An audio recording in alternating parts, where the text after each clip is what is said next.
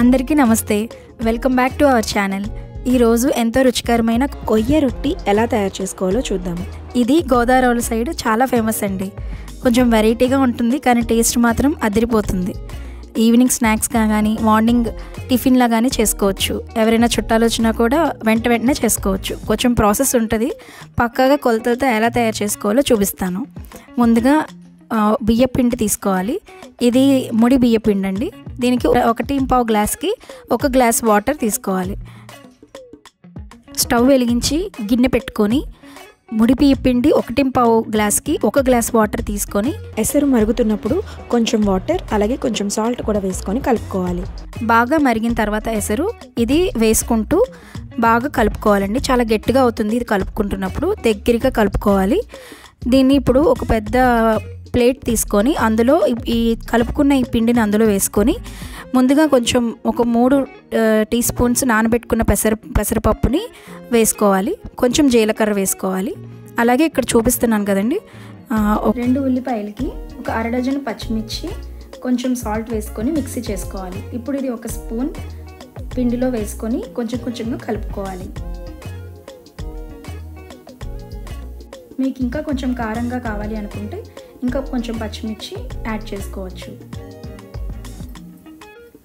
ఇక్కడే టేస్ట్ తగ్గట్టుగా ఇంకొంచెం సాల్ట్ యాడ్ చేసుకొని కొంచెంగా కలుపుకోవాలి. మీకు గరిటెతో వీలవ్వకపోతే చేతితో ఇలా చూపిస్తున్న విధంగా కొంచెం గట్టిగా కలుపుకుంటూ ఉండాలి. చపాతీ ముద్ద ఎలా కలుపుకుంటామో అలా కలుపుకోవాలి. టేస్ట్ అయితే చాలా బాగుంటుందండి. కొంచెం ఓపిక్గా ఇలా చేతితో కొంచెం గట్టిగా కలుపుకుంటే మీకు టేస్ట్ సూపర్గా ఉంటుంది.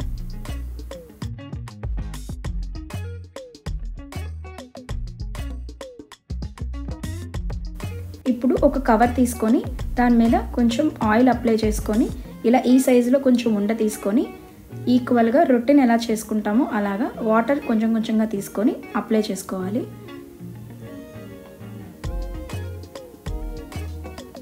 అంత మందంగా కాకుండా కొంచెం సన్నగా దీన్ని ఇలా స్ప్రెడ్ చేసుకోవాలి ఈక్వల్గా.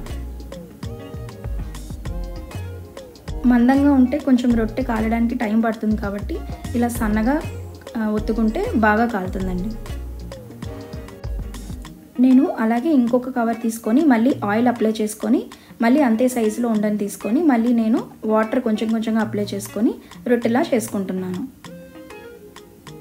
ఇప్పుడు స్టవ్ వెలిగించి అట్ల పెనం పెట్టుకొని కొంచెం ఆయిల్ వేసుకొని ఈ రొట్టె దాని మీద వేసుకొని మళ్ళీ చుట్టూ ఆయిల్ స్ప్రెడ్ చేసుకోవాలి.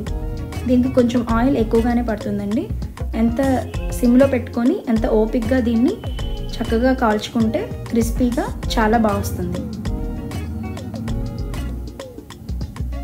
ఒకేసారి తొందరగా అవ్వడం కోసం మళ్ళీ నేను ఇంకొక ప్యాన్ పెట్టుకొని మళ్ళీ రొట్టెని కాలుస్తున్నానండి.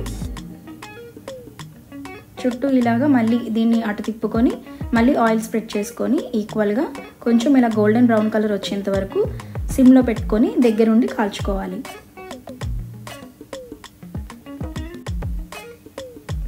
ఇలా ఈ కలర్ వచ్చేంత వరకు కాల్చుకుంటే టేస్ట్ చాలా బాగుంటుందండి. సో ఫైనల్గా క్రిస్పీగా ఉండే మన కొయ్య రొట్టి రెడీ అయిందండి. ఇది మీరు తయారు చేసి ఎలా ఉందో టేస్ట్ చూసి చెప్పండి. దీన్ని సాస్తో కానీ చట్నీతో కానీ సర్వ్ చేసుకొని తింటే చాలా టేస్టీగా ఉంటుందండి.